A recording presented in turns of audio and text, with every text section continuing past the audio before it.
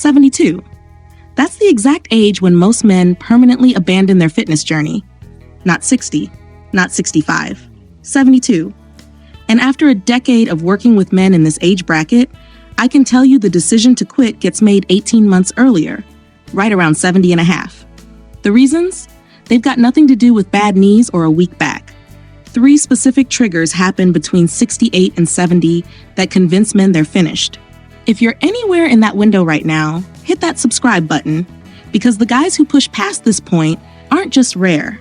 They're in the top 3% of their age group, and they know something the other 97% missed completely. So what are these 3 triggers? The first one disguises itself as wisdom, and it's the most dangerous of them all. Number 1, the invisible threshold. So why 72? Why not 80 or 65? I started tracking this pattern 5 years ago when I noticed my older clients weren't just slowing down, they were disappearing. 1 month they'd be consistent, hitting their sessions, making progress. The next, gone. And when I'd follow up, the answer was always some version of, I'm too old for this. But they weren't too old. Their bodies were fine, strong even. Recovery was slower, sure. But functional? Absolutely. The shift was mental, psychological. And it happened like clockwork around 70 to 71. I dug into the research. Turns out there's actual data on this. A 2019 study out of the Journal of Aging and Physical Activity found that resistance training participation drops by 68% between ages 70 and 75. Not a gradual decline, a cliff. And the interesting part? The drop starts before any significant physical decline occurs, meaning men quit while they're still capable. Why? Because somewhere between 68 and 70, 3 triggers activate. They're subtle, insidious even, and unless you recognize them, they'll convince you it's time to pack it in. I've watched this play out dozens of times. Take Richard, 69 when I met him. Former marathon runner, still lean, still mobile, but he'd stopped lifting 6 months earlier because, in his words, it felt pointless. Not painful, not impossible, pointless. That word stuck with me because it wasn't about his body failing him. It was about his belief that effort at his age didn't matter anymore. And from my perspective, as a woman working in this space, men don't talk about this stuff. You'll discuss your macros and your PRs all day long, but the creeping sense that society's written you off, that you're invisible now, radio silence. That's the invisible threshold. It's not a physical wall, it's a mental one, and it shows up right before 72. So what are these 3 triggers that make men cross that threshold? The first one is something you've probably felt but never named, and it's dangerous because it disguises itself as wisdom. Number 2, the 3 triggers that make men quit. Trigger number 1, social invisibility. After 70, society stops seeing you as vital. You're not the guy anymore. You're the old guy. And that shift, it's brutal. You walk into a gym and younger guys look right through you, not with disrespect, with dismissal, like you're part of the furniture. And slowly, you start believing it. You think, why am I even here? But contrast that with the men who push through. They flip the script. They're not training to prove anything to the 25-year-olds. They're training because rarity has value. A 74-year-old who deadlifts? That's notable. That commands respect. Not from everyone, but from the people who matter. Trigger number 2, medical gaslighting. This one makes my blood boil. You go to your doctor, you mention lifting weights or trying to build muscle, and they hit you with, at your age, you should focus on staying mobile. Translation? Lower your expectations, accept decline, but mobility comes from strength. Your ability to get off the floor, carry groceries, stay independent, that's all built in the weight room. A 2021 study showed men over 70 who resistance train twice a week have 40% better functional independence than their sedentary peers. 40%. That's not marginal. That's life-changing. Yet doctors treat strength training like it's reckless after 65. They're stuck in outdated thinking, and you absorb that message. You start wondering if pushing yourself is foolish. Trigger number 3, the comparison trap.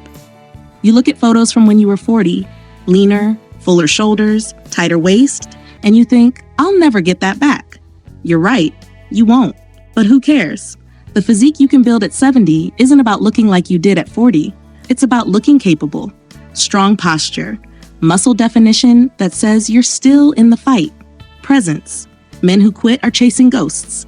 Men who stay, they're building something new. But these triggers don't just make men quit. They're completely reversible, and the men who figure this out don't just survive past 72. They thrive. Let me show you how. Number 3, the 3% Club, what they do differently. Only 3% of men over 70 resistance train consistently. 3%. That's not a typo. According to CDC data, 97% have either quit or never started. And the men in that 3%, they're not genetic freaks. They don't have unlimited time or private trainers. They've just figured out a different approach. First, they've ditched the volume game. They're not grinding out 5-day splits or chasing pump sessions. They train smart, 2 to 3 days a week, full body compound movements, 60 to 75 minutes max. They've learned that quality trumps quantity every single time. Second, they train for function, not aesthetics. At 72, you're not preparing for a physique competition. You're building a body that works. Can you get up off the ground without using your hands? Can you carry something heavy without your back giving out? Can you move through life without depending on someone else? That's the goal. And when you shift your identity from trying to look good to staying capable, everything changes. The motivation sticks because function doesn't fade, it compounds. Third, and this is non-negotiable, they've got accountability.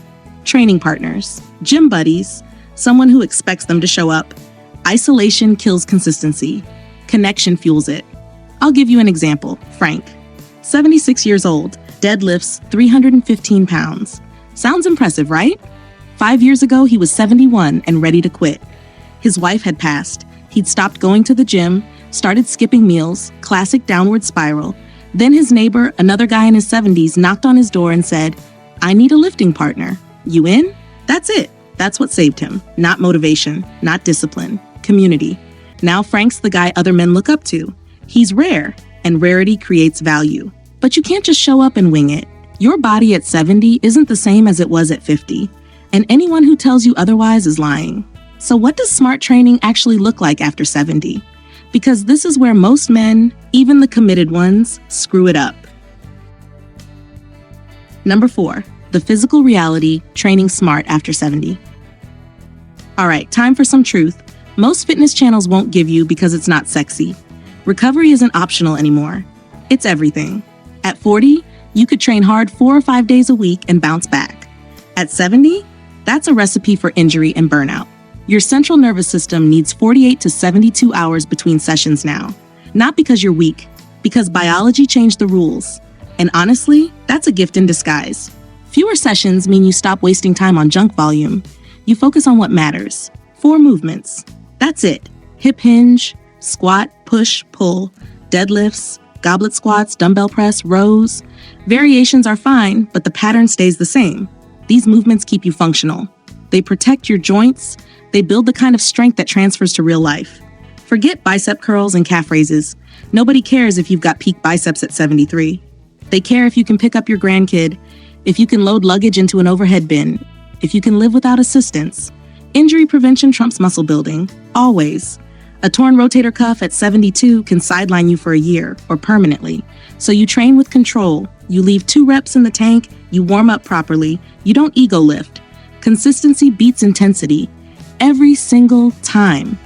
You don't need to set PRs anymore. You need to show up week after week, month after month. The guy who trains moderately for 10 years will destroy the guy who goes hard for 6 months and quits. And this is where most men, even disciplined ones, mess up. They think they're still 30. They push too hard, get hurt, and then they're done. But when you train smart, when you respect your body's new timeline, you don't just maintain, you improve, slowly, steadily. And that improvement changes how you carry yourself. Your posture straightens, your energy lifts. People notice. You've got the knowledge now. You understand what stops men and what keeps them going. But there's one final piece that determines whether you'll be training at 80 or sitting on the sidelines. Number 5, the decision point, your 18-month window. Between 68 and 70, you've got an 18-month window. That's when the 3 triggers hit hardest: social invisibility, medical gaslighting, the comparison trap. And during those 18 months, you make a choice, consciously or not. Either you accept the narrative that you're done that 72 is the finish line, or you decide to become part of the 3%. Most men don't realize they're making this choice.